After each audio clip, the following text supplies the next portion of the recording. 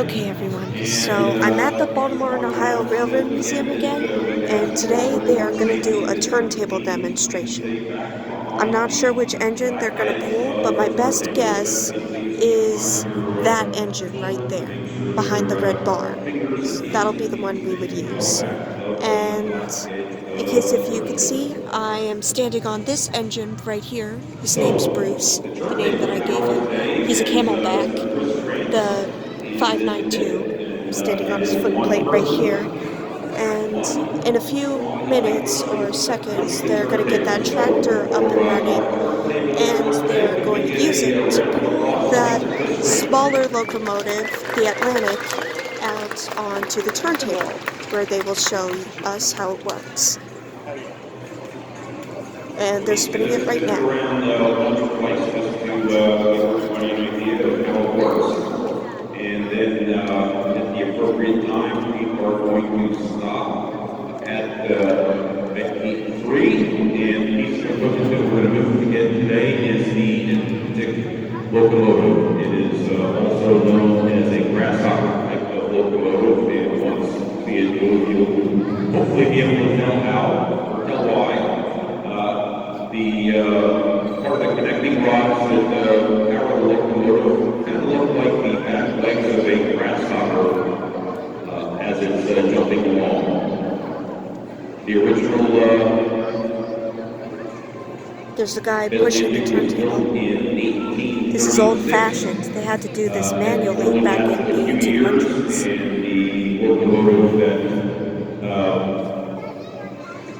it's been rebuilt to look like the original Atlantic was built in 1832.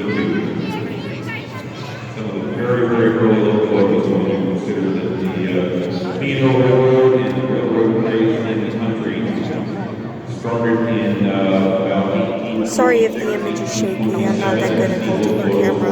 Introduced until about 1830, 1831.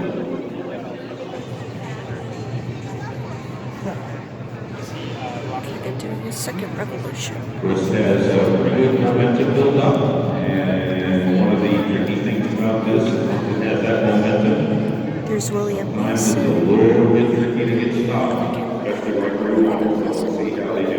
Caboose, the Shea, Barbara, some coaches.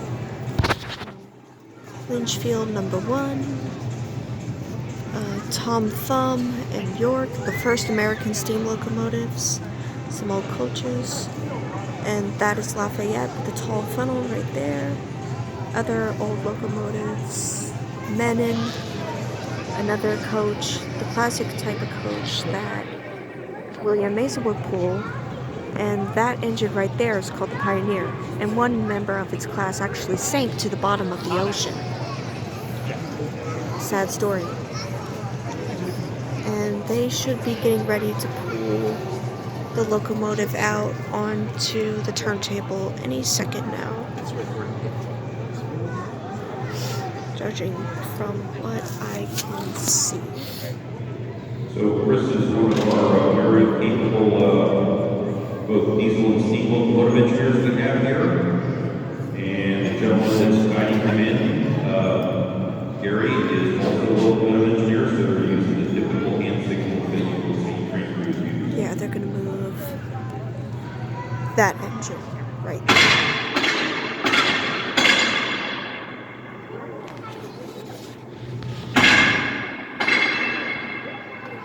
So, in order to keep the turntable moving when they pull in and pull out the equipment, they have a lock that is set in on each track that they use. And as you see the fourth tractor lead the turntable, watch it. I think it will jump a little bit.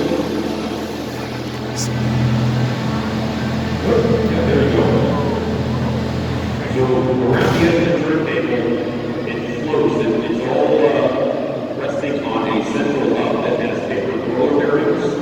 But there is a rail that goes around the edge of the turntable that as the turntable flows, there are wheels that will sit along that rail to keep it stable. There is a model of the turntable. If you want to see how it works, if you look at Bay 18, at this end of that passenger car, there is a model of the turntable that has cutaway pieces that shows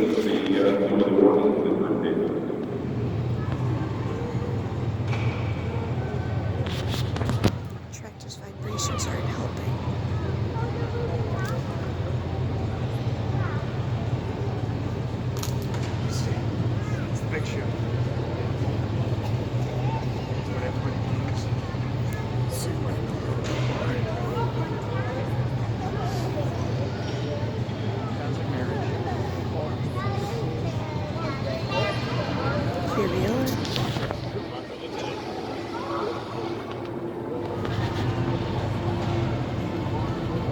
Well, look at that. The grasshopper Again, legs as they move. get on the turntable, it will bounce a little bit as they float off onto the turntable. Our beautiful 1968 Ford tractor pulling the 1832 And those things Mid-Atlantic. actually And as you watch help the arms on wheel this end spin. of the They're like the Atlantic, side that's rudder what on people future nicknamed the locomotives. grasshopper. That's actually how it got the nickname Grasshoppers. And as you can see down there, You're going to try to get in the its center. name is the Atlantic. And it was built Better in accurately 1832. center whatever equipment is on the turntable, the easier it is to actually spin the turntable. When I say center, I mean the weight distribution.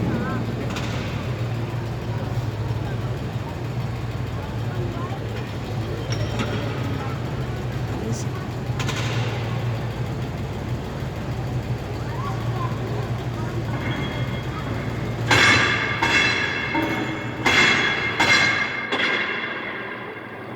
Move the lock, and here we go. Here we are. Tractor shut off. So as the turntable has gotten a little bit older, it has gotten a little bit harder to push. But looks like Chris is handling it quite well. And we're off. So please, again, another hand for Chris France on power.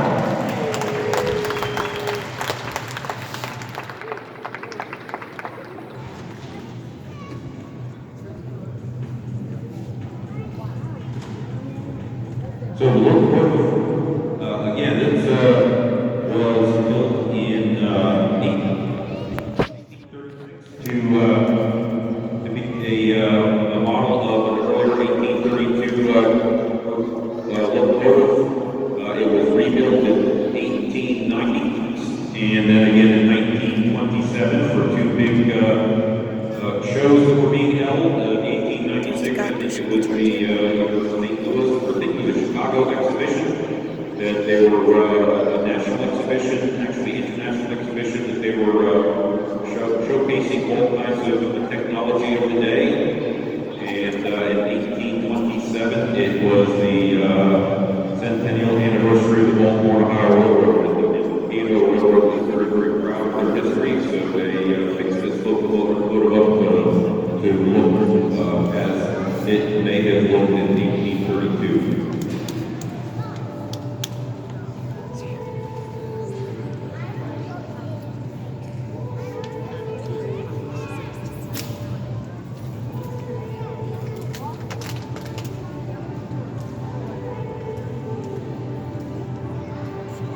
So if you can imagine when this was a working passenger car shop, this probably happened 5 to 15, maybe more times a day as they move passenger cars in and out to be worked on.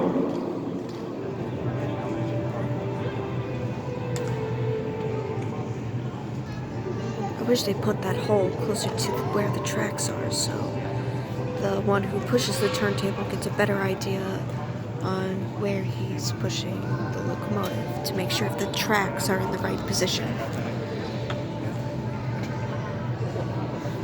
So it looks to me, now that Chris has it going, he's just like out for a stroll.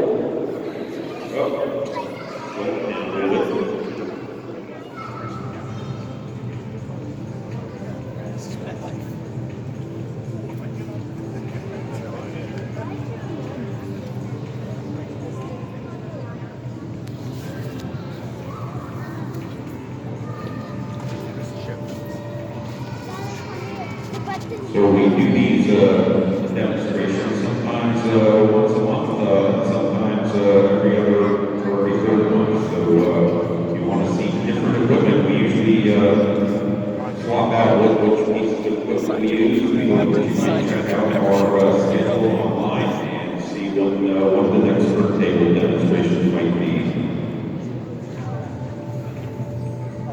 And here, Chris and Terry are getting it lined up again. One more track to go, just a little bit more. Got Trevor working the lock.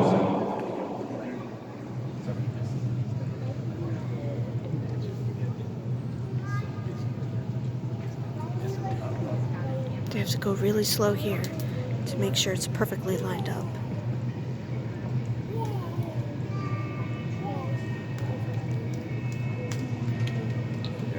They have to be pretty precise to get exactly the right spot.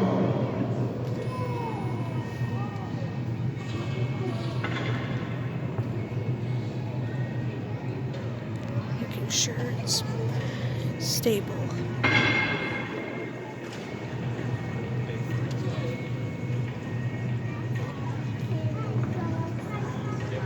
You got it.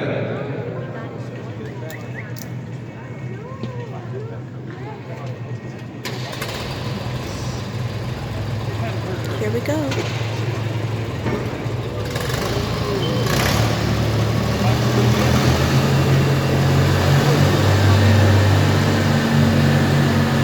As they push the equipment off here, again, you can see the turntable jump a little bit and shows how it floats.